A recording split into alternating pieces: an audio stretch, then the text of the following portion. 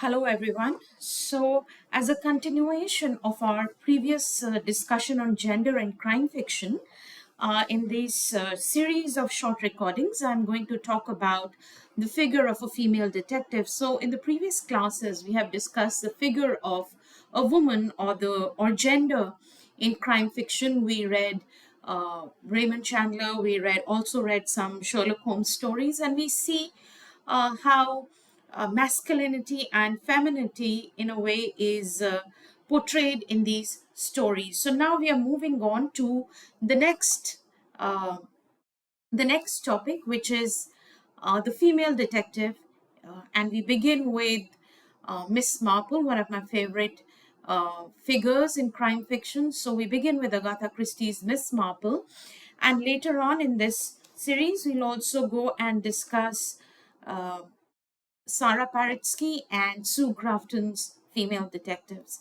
or private eyes. So we begin the discussion with Miss Marple. So who is Miss Marple? I think that is the first question to begin with. Clearly, Christie portrays her as an elderly spinster from a very quiet English village of St. Mary Mead.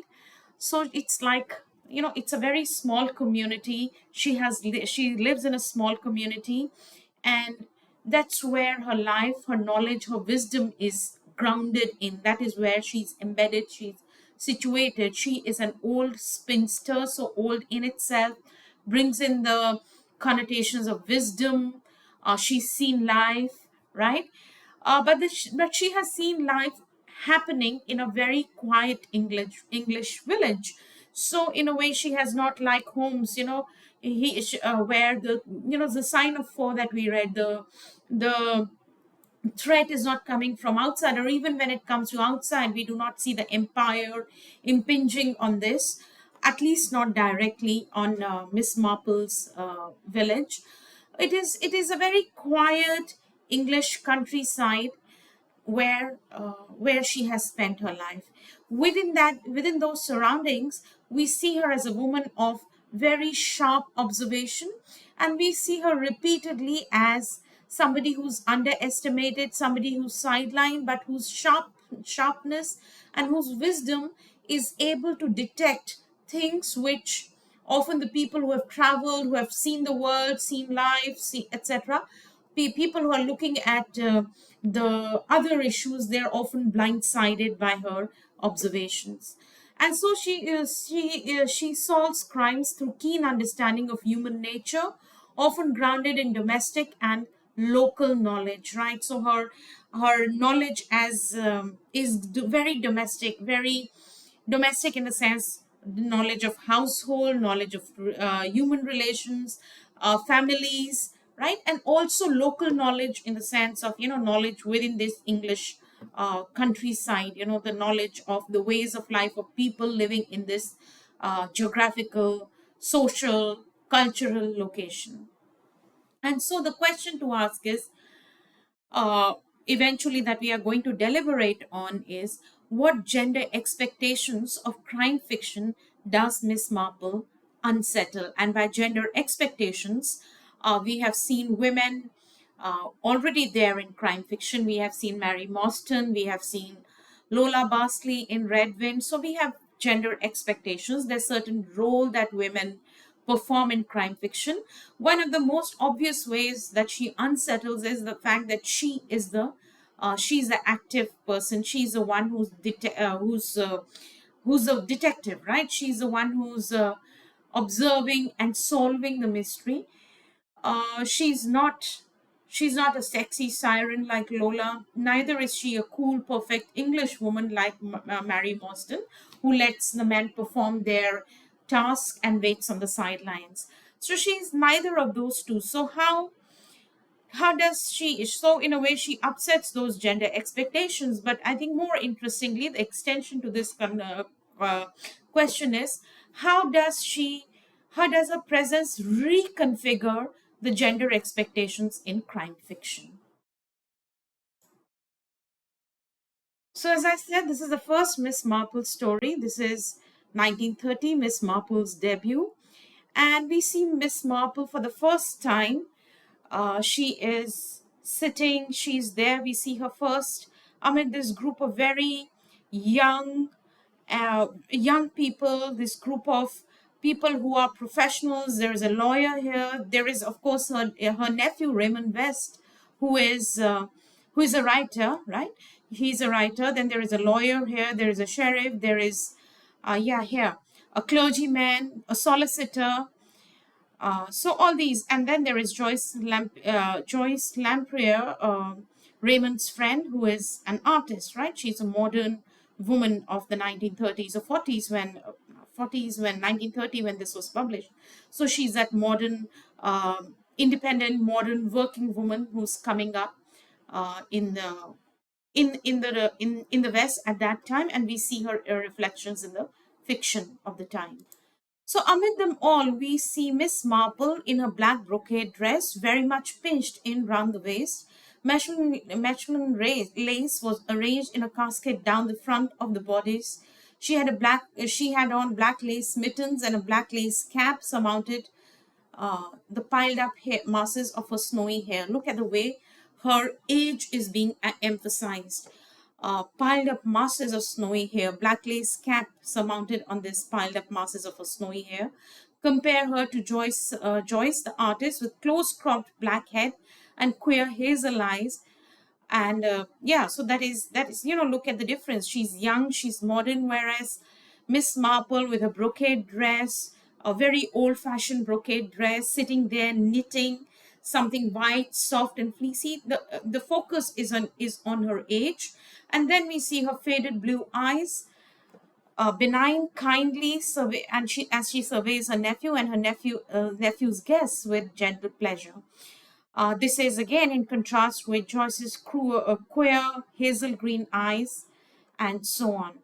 So, and she is knitting on with a gentle smile. She observes these people and she knits on with a gentle smile upon her lips, right? So she's watching them from the sidelines. She watches each of them, tells us about with the narrative, the story, the narrative tells us about each of them. And then we see Miss Marple watching them with a gentle smile as if she understands about them. She has pleasure in their company, and she's watching all of them, these clever, these people of the world, in her living room. And yeah, there is as it is as if she knows something about them, um, more than more than she knows something about what's going behind the scenes. And it is here that Raymond, her nephew, brings in the question of unsolved mystery. They're looking for something interesting to discuss, they're looking for some excitement. And this is the topic Raymond suggests, that is unsolved mysteries. So when he suggests that everyone kind of responds according to them, Joyce thinks that he likes to use the sound of words of himself saying that. She tries to find a kind of an ally in Miss Marple, and Miss Marple smiled at her gently, makes no reply. She asks, the nephew, your nephew is a humbug. You know that for sure. And Miss Marple smiles. The clergyman himself says life is an unsolved mystery. So everyone reacts to that suggestion in their own way. And Miss Marple's response, in a way, is also telling.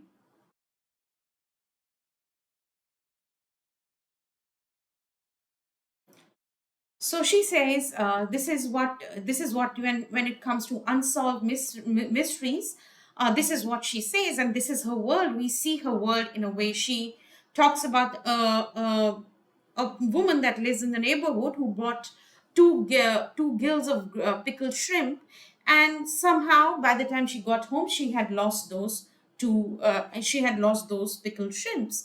So in a way, that is in a way shows that that's her world, right? Village gossip, talking about the neighbors. So her unsolved mysteries are there.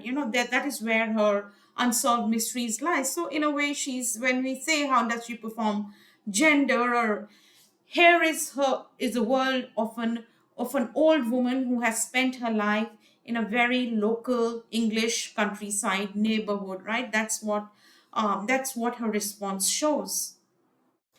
And Raymond's response is of some amusement, almost condescending. I didn't mean that sort of village incident, right? The fact that village incident, we are not talking about small village incidents, we are not talking about gossip. I was thinking of murders and disappearances and the kind of thing that Sir Henry could tell us about by the hour if he liked. So Sir Henry, I think, has been a commissioner of Scotland Yard. So stories of murders and crimes, not about some shrimps that are lost. So in a way condescending, in a way dismissive. Later on, Joyce suggests that they kind of create this group that would meet on Tuesday nights, and they would discuss these unsolved mysteries, right? So that is a suggestion that comes from the group. And when Joyce says that, you can see again the kind of condescending, dismissive tones. She says, "I'm not only a woman, and say what you like. Women have an intuition that is denied to men." Okay, so where we have clearly a kind of a distinction being set up between women and their intuition as power, as some kind of a form of knowledge which is denied to men. I'm an artist as well. I see things that you don't. So that's what she claims. As a woman and as an artist, she has intuition, and sees the things that you don't. And then, too, as an artist, I've knocked about among all sorts and conditions of people. I know life as darling Miss Marple here cannot possibly know it. So that is what Joyce thinks, that she knows life. She's met people. She has woman's intuition. She has an artist's knowledge of the people. So in a way, she kind of claims that as a woman. So we see, first point is that we see the distinction of man and woman, masculine form of knowledge, intellectual ability, and a woman's form of intelligence, intuitive intelligence being set up. And then, of course, artist, in a way, very dismissive of Miss Marple. I have seen life as Miss Marple could not have seen it, given the fact that she's always lived in this small village. And Miss Marple is very just responds by saying, "I don't know about that, my dear. Very painful and distressing things happen in villages sometimes." Right. So that's all that she has to say in her, as a counter. So they form a club where they would meet every Tuesday and discuss mysteries. And Joyce counts 1, 2, 3, 4, 5. We ought really to be six. And Miss Marple, "You have forgotten me, dear," said Miss Marple, smiling brightly. Look at the condescension, look at the dismissiveness. Joyce did not think Miss Marple would be a part of this. Does not think that Miss Marple has seen life. She does not think that Miss Marple knows much. She's an old woman who can be dismissed. But Miss Marple, in a way, makes her presence felt, right? She makes her presence felt, uh, and insists on being a part of this club. So here we see what have we learned about Miss Marple as a detective. One, her knowledge is very local, right? The first thing that she talks about is the shrimps that the woman in the neighborhood lost. So her knowledge is very local, neighborhood gossip, that's her sphere. And secondly, that she insists, she does not take an offense, but she insists on making her presence felt. She insists on being a part of that group. So, but at the same time, she's very no, she would rather sit on the sidelines, knit and smile and see the people doing their things. But at the same time, as the story goes on, we realize that her mind is working and she's kind of thinking about what everyone is saying or doing. And later on in the next line, she says, "I think it would be very interesting." She's talking about the Tuesday night club. So I think it would be very interesting, especially with so many clever gentlemen present. I'm afraid I'm not clever myself. So, in a way, kind of self effacing, right? I'm not very clever myself. I'm just an old woman. But living all these years in St. Mary Mead does give one an insight into human nature. That is her method. That is her strength. That in this small village, she has observed people very closely and she has some insights into human nature. And Henry, again, Henry is very courteous. Your cooperation will be very valuable, he says. And then they go on with this mystery that Henry puts forward. So if we come back to this, then how does she perform gender, right? How does the character perform being an old woman? And what does that performance mask?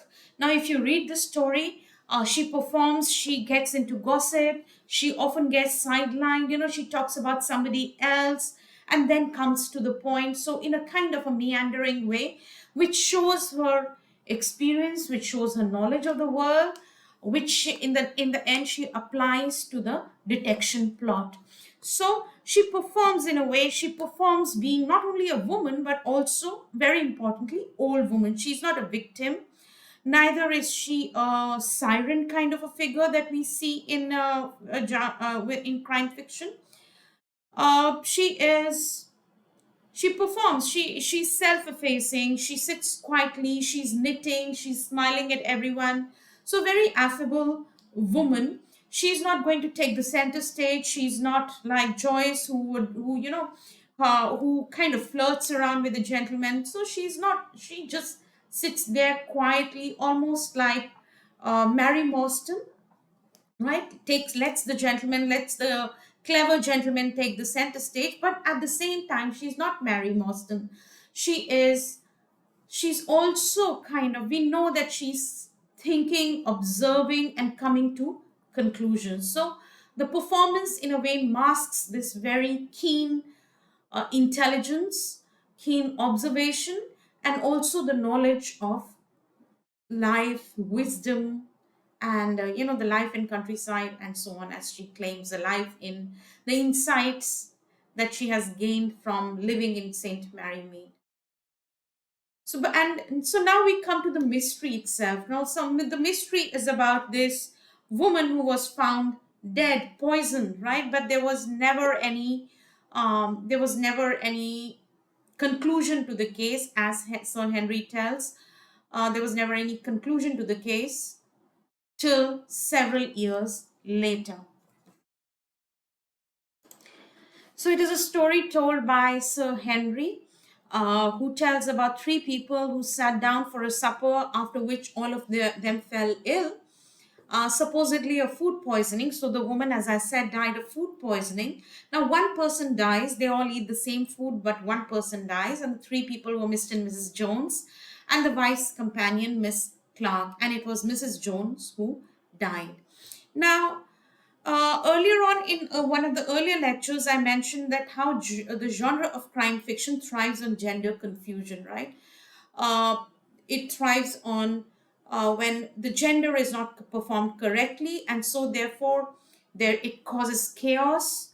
When conventions are not performed, gender conventions, gender roles are not performed perfectly, it causes chaos, it causes confusion, and the detective, in a way, has to set the things right. So if you remember Red Wind, Lola's affair with her previous ex-lover, the pearls that she has, in a way, are a kind of an incriminating evidence against her, for which she's being blackmailed and so on, and that kind of lands her in trouble. So there is a kind of a deviance from proper gender roles.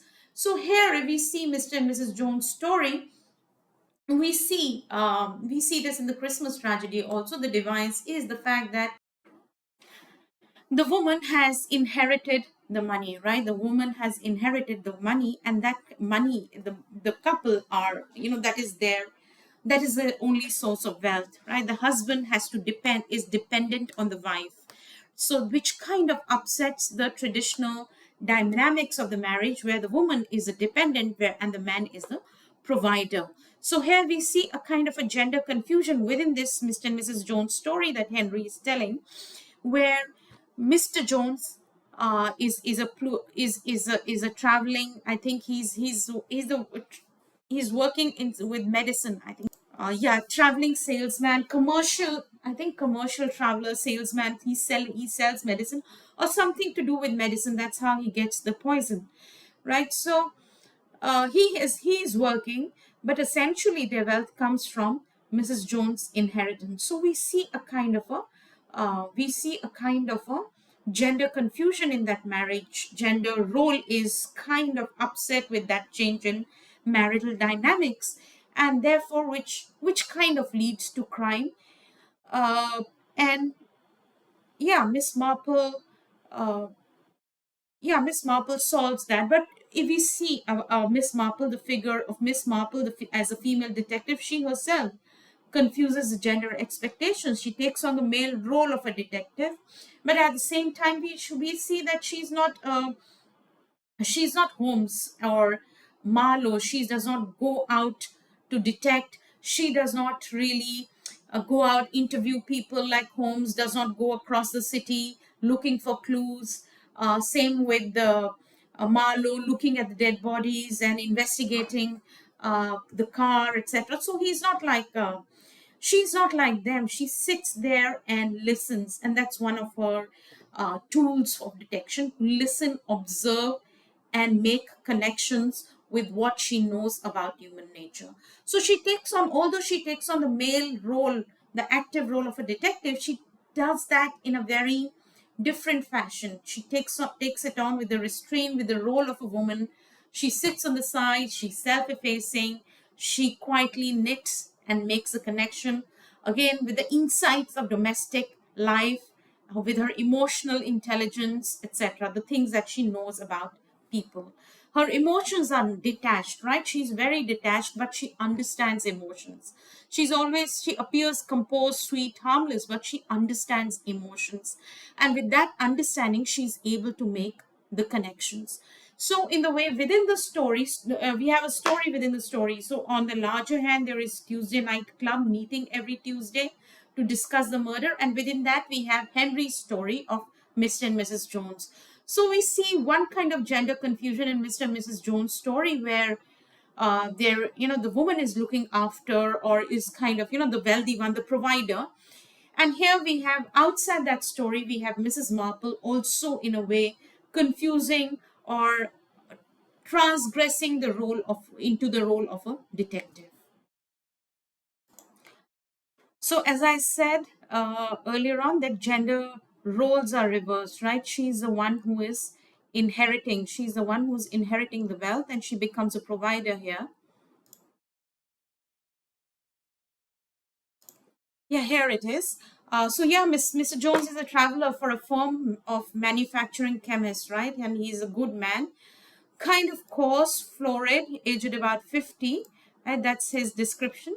The wife is a commonplace woman, about 45, and then Miss Clark, a woman of 60, right? So she's also, all three of them are 45, 50, and 60. As I said earlier on, that she is a provider. Uh,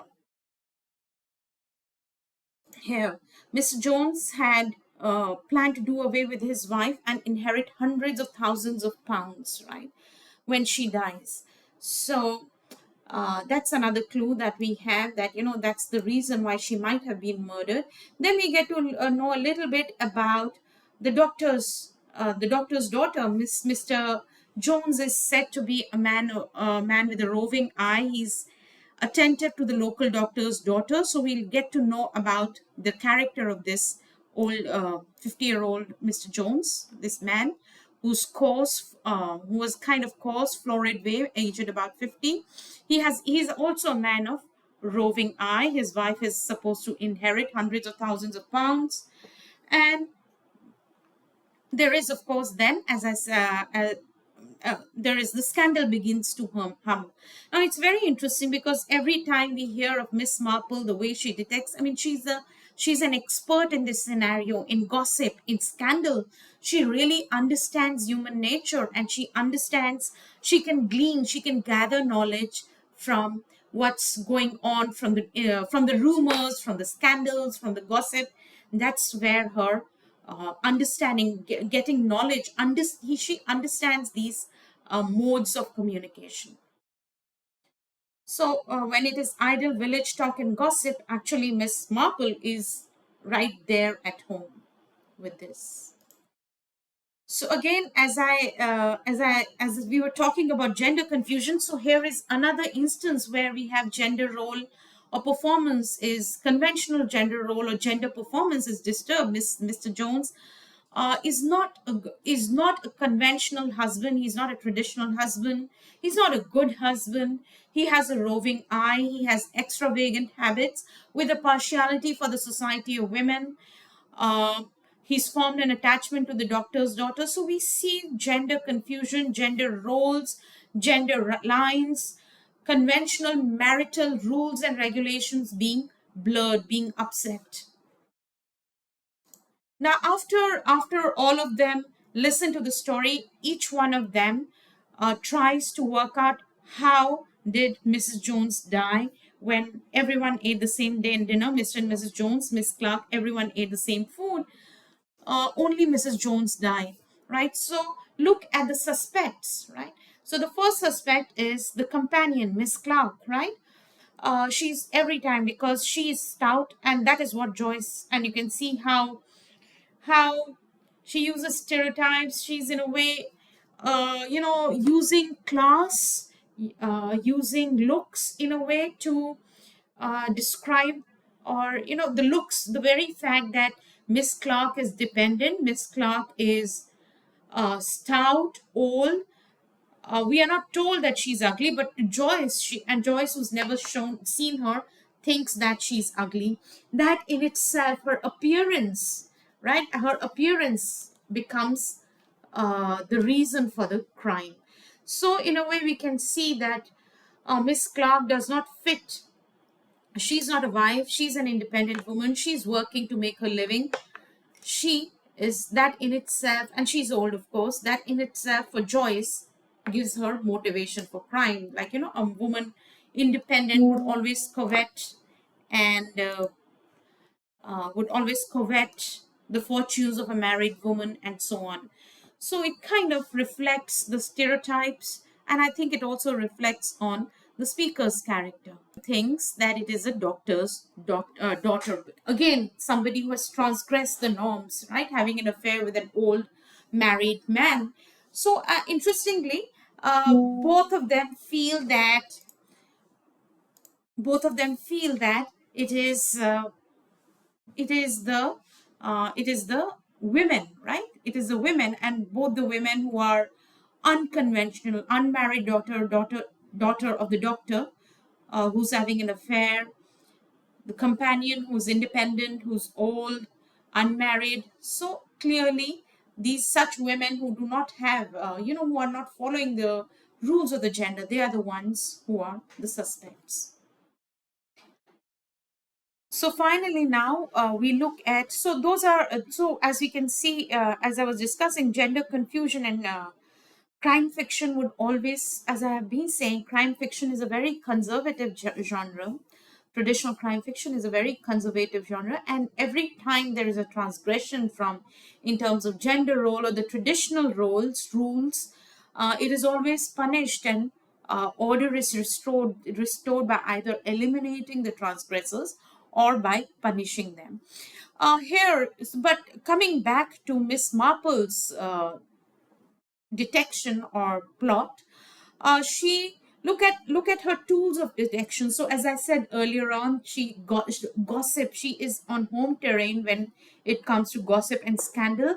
And look at the way she deciphers that those words, hundreds and thousands. So unlike everyone who immediately they start talking about money, they start thinking of money, she's talking about hundreds and thousands. On trifle are those little pink and white sugar things. They had trifle for the supper, and that is hundreds and thousands of that sprinkled sugar things on the trifle. So look at the way she thinks differently because of her knowledge of very domestic, very domestic things like cooking, baking. And here she says arsenic was in that, the hundreds and thousands, the trifles, right? The other Mrs. Clark is banting. She's not eating sugary things. Mr. Jones removed sugar. So only Mrs. Jones ate, right? Only Mrs. Jones ate. She also knows that Mr. Jones, a coarse, florid man with a roving eye, and then there is a good-looking maid in the household. She immediately puts two and two together. Gladys Lynch, he got Gladys Lynch into trouble. She's desperate. Gladys Lynch, maybe she's pregnant uh, with the Mr. Jones has kind of abused her, used her in a way. So he wanted his wife out of the way for money. He promised to marry Gladys. He promised to marry Gladys and got her to commit the murder. She is the one who used the sprinkles, those sprinkled sugar with laced with arsenic. And as I said, her transgression, Gladys, her transgression is not only in terms of gender, having an affair with a married man, but also class. She's a maid having an affair with the with her employer, and so she has to be punished. And she's immediately punished. Her child died.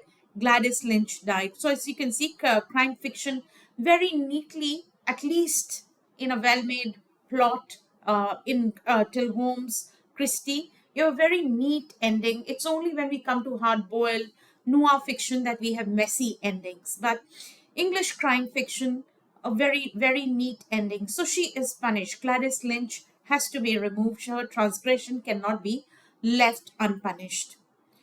And here we see Miss Marple's knowledge of people, humankind, her relationship, her knowledge of relationships in a way kind of uh, comes into becomes her tool to solve the crime. So the man of Jones type, coarse and jovial, as soon as I heard there was a pretty young girl in the house, I felt sure that he would not have left her alone, right?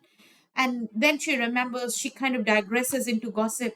It is all very distressing and painful and not a very nice thing to talk about. I can't tell you the shock it was to Mrs. Hargraves and 9 days wonder in the village. How does she come to this conclusion? She had seen a case like that. She had seen a case like that earlier on in the church, right, of Mrs. Hargraves, who completely trusted her husband, and later on it was discovered that he was having an affair and so on with the housemaid. So, her knowledge of the world, gossip, village scandals, that's where her knowledge comes from. Her emotional intelligence, her knowledge of people, her knowledge of emotions, wisdom from gossip, her empathy, intuition, all that. So, in a way, we can then say that yes, although Mrs. Marple does transgress and come and take on the gendered role of a detective, which has been a male role, she's very different. She does not use the same tactics as Holmes or Marlowe, right? It's not rationalist logic, it's not cynicism, active detection, hunting down the criminals, but more of insights into human nature, human relationships, and so on. She relies on gossip and scandalous data. Yes, she analyzes, right? This whole thing of this case reminds me of that time.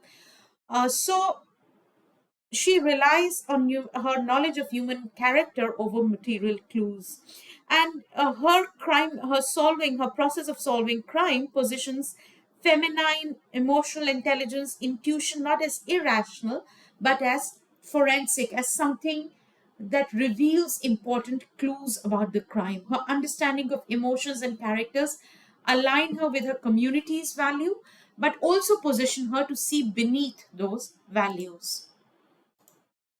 So we can in a way say that uh, Miss Marple's appearance as an elderly, self-effacing woman who sits on the sidelines, knits and observes, it allows her to move through social spaces, right? She's not bogged down by any social role. Men ignore her, villains underestimate her, and that is her advantage. And also that she's an archive of a forgotten or sidelined domestic knowledge. Like she knows hundreds and thousands. As soon as there is a reference to hundreds and thousands and trifle, she's able to make connection which nobody else can. So she's an archive of forgotten domestic knowledge, which she turns into a kind of a power, right, for deduction. So here we have her role as a detective. So as a detective, she restores as a detective, which is a male coded role, but she feminizes it rather than being masculine, right? She feminizes that role rather than being masculine. She restores order, that is, she reinforces social morality. The transgressions will still be punished, but it often challenges the gendered assumptions along. She often challenges the gendered assumptions along the way. Gladys Lynch is punished, right? But we feel a kind of an empathy for this young, pretty looking maid who was kind of wronged by the employer. So although there is order, but there is also social morality which reveals or challenges our gendered assumption. So she restores order and emerges as a moral authority. That is, she draws on a matriarchal sense of justice, not just legality, right? Not just legality.